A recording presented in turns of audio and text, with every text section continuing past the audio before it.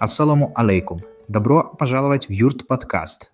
Третий выпуск. Я долго думал о теме сегодняшнего разговора, потому что она неудобная, она задевает, она заставляет смотреть туда, куда смотреть не хочется. Сегодня мы говорим о матери, о том, что многие мужчины носят внутри годами, молча, тяжело. Один – непроизнесенное «прости», не сделанный звонок, не сказанные слова. Со мной снова великий хан. Хан, сегодня тяжелая тема. Ты готов? Я скажу тебе честно, эта тема — единственная, которая заставляет даже самого сильного мужчину опустить взгляд. Потому что мама — это не просто человек. Это первое место в мире, где тебя любили просто за то, что ты есть, без условий, без требований. И именно поэтому, когда между вами что-то сломалось, боль особенная, глубокая, та, которую не показывают. Именно об этом мы сегодня говорим. Начнем. Хан есть такой образ мужчины, непоколебимый, молчаливый, жесткий, который не извиняется, не объясняется, держит дистанцию. Многие считают это силой. Ты как думаешь? Это не сила, это иллюзия силы. И очень дорогая иллюзия. Посмотри, что происходит с мужчиной, который годами носит непроизнесенное, обиду, вину, невысказанное «прости». Снаружи он спокоен, внутри постоянное трение, как камень в сапоге. Маленький, но с каждым шагом больнее. Это трение забирает энергию, которая могла бы идти на рост, на семью, на дело, на жизнь. Вместо этого она уходит на поддержание стены, на защиту эго, которое давно уже не нуждается в защите. То есть молчание – это не нейтральная позиция?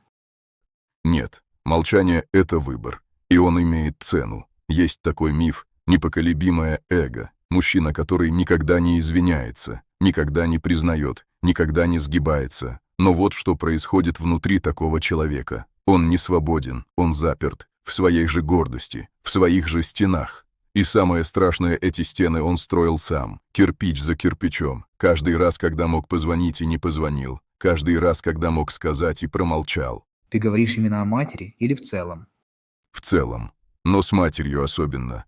Потому что с матерью у большинства мужчин самая старая история, самая запутанная, самая болезненная. Детство, подростковые конфликты, слова, которые были сказаны в 16 лет, и которые оба помнят до сих пор. Годы прошли, люди изменились, но стена осталась. И мужчина носит это в себе и называет это принципом. На самом деле это просто незаживший шрам, который он боится трогать. Хан, есть такая мысль. Еще успею, она еще молодая. Потом. Что ты думаешь об этой логике? Я думаю, что это самая опасная ложь, которую мужчина говорит себе. Потом — это не место на карте, это иллюзия. Посмотри на реальность. Наши матери стареют. Каждый год они становятся чуть более уязвимыми, чуть более зависимыми, чуть ближе к тому моменту, когда их не станет. И вот что происходит с властью. Раньше она была авторитетом. Она принимала решения, говорила как надо, иногда давила, иногда контролировала. Сейчас она другая, она уязвима, она нуждается, она ждет. Власть поменялась, теперь ты сильнее. И именно поэтому именно сейчас ты можешь сделать шаг, который раньше казался невозможным. Это интересно. Получается, что момент для примирения – это не когда обе стороны равны, а когда ты стал сильнее. Именно. Слабый не может простить, слабый не может извиниться. Только сильный может опуститься до уровня боли и взять ее в руки.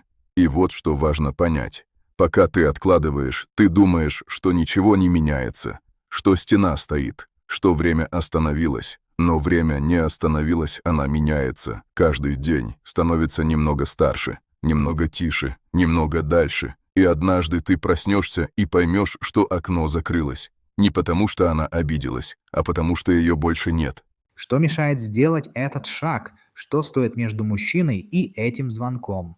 Гордость, страх и еще одна вещь, которую редко называют вслух. Ощущение, что если ты извинишься, значит она была права, а ты нет. Что ты проиграл. Это ловушка. Я называю ее архитектура гордости.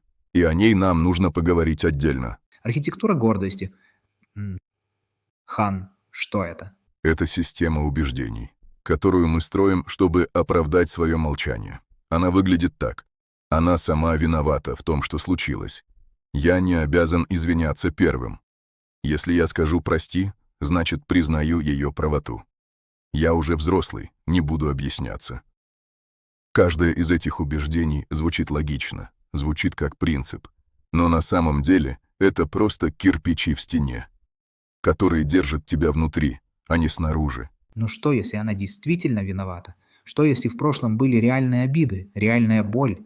Я не говорю, что боли не было. Боль была, обиды ж были. Несправедливость была. Это реально, это важно. Это нельзя отрицать. Но вот вопрос, который меняет все. Не кто был прав в прошлом, а кто достаточно силен, чтобы вести отношения в будущее. Ты или она. Если ты мужчина. Если ты говоришь о силе, о характере, о росте, то ответ один. Ты. И это не значит, что ты проиграл. Это значит, что ты выбрал быть тем, кто ведет, а не тем, кто застрял. Извинение — это не поражение. Это возвращение себе своей истории, своей силы, своего права на будущее без этого груза. Ты говоришь, что извинения — это не про нее, это про тебя. Именно. Ты не извиняешься, потому что слаб. Ты извиняешься, потому что достаточно силен, чтобы видеть дальше собственной обиды. И когда ты это делаешь, что-то внутри освобождается. Та энергия, которая годами шла на стену, возвращается к тебе. Это физически ощутимо. Я знаю это. Те, кто прошли через это, знают. Практический вопрос. Многие хотят сделать этот шаг, но не знают как. Что говорить, как начать, как извиниться так, чтобы это было настоящим. Есть формула, простая, но требующая мужества. 4 шага. Первый — признание без оправданий. Не прости, но ты тоже была не права. Не «я извиняюсь, если тебя обидел». Это не извинение, это манипуляция. Настоящее извинение звучит так: «Мама, я был неправ. Конкретно в том, что я сделал или сказал. Это причинило тебе боль, и я об этом сожалею». Все. Точка. Без «но», без «если», без объяснений. Так, хорошо. Второй шаг. Второй — ответственность без требований. Ты берешь ответственность за свое. Ты не требуешь, чтобы она тут же изменилась. Не ждешь немедленного ответного извинения. Это важно, потому что многие извиняются и внутри ждут. Ждут, что она сейчас тоже скажет «прости», тоже признает. Если она не говорит, они обижаются еще больше. Настоящее извинение не требует ответа. Оно самодостаточно. Ты сделал свое. Остальное — ее выбор. Окей, закрепили. Третий шаг. Третий — уязвимость как сила. Это самое сложное для мужчины. Сказать не только «я был неправ», но и «мне было больно», «я скучал», «я боялся». Показать, что за стеной был живой человек, не враг, не чужой, твой сын. Когда мать слышит это, что-то открывается и в ней. Потому что она тоже ждала этого. Все эти годы. Уязвимость — это не слабость. Это высшая форма лидерства в семье. Только сильный может открыться. Слабый всегда прячется за стеной. И четвертый шаг.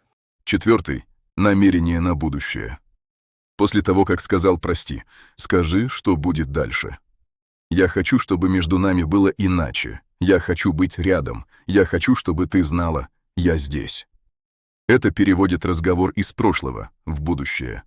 Из боли в возможность. И это меняет все. Хан, а если она не примет, если скажет, что слишком поздно, слишком много всего было?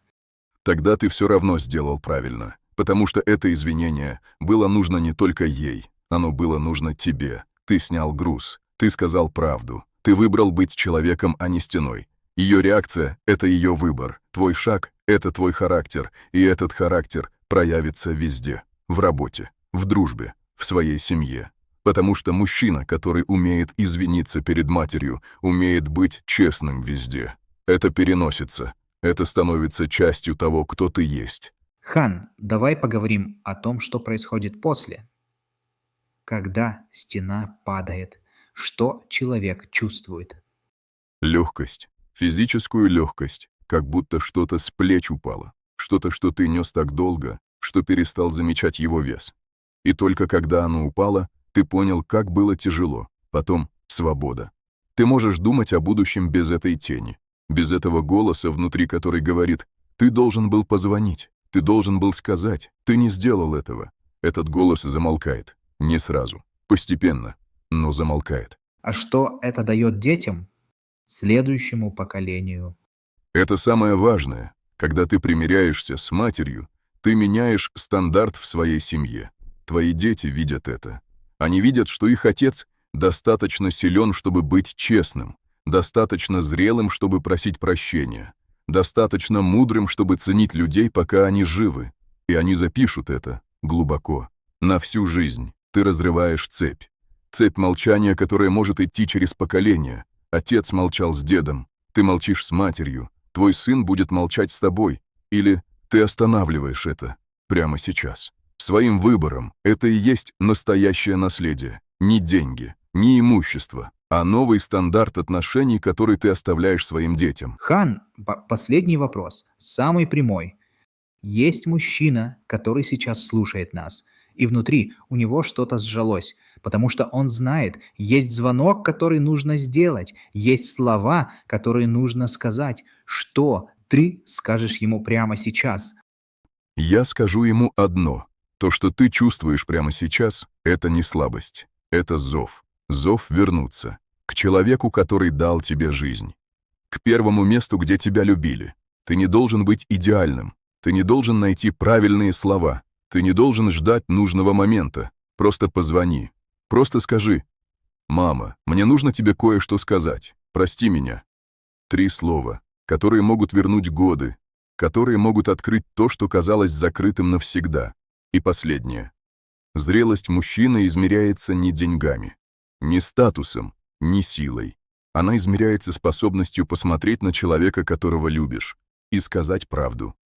Даже когда это страшно, даже когда это больно, даже когда прошло слишком много лет, особенно тогда. Это и есть настоящая зрелость, настоящая сила, настоящий мужчина. Хан, я думаю, этот выпуск самый важный из 3, потому что это не про успех, не про деньги, не про карьеру. Это про самое основное, про связь с человеком, который был рядом с самого начала. Друзья, если этот разговор задел вас, сделайте одно. Прямо сейчас, не после выпуска, не завтра, возьмите телефон, найдите ее номер и позвоните, просто позвоните. Этот выпуск посвящается всем матерям, которые ждут, которые не говорят об этом, но ждут. Юрт подкаст. Юрта всегда открыта. Ассаламу алейкум. Позвони маме сегодня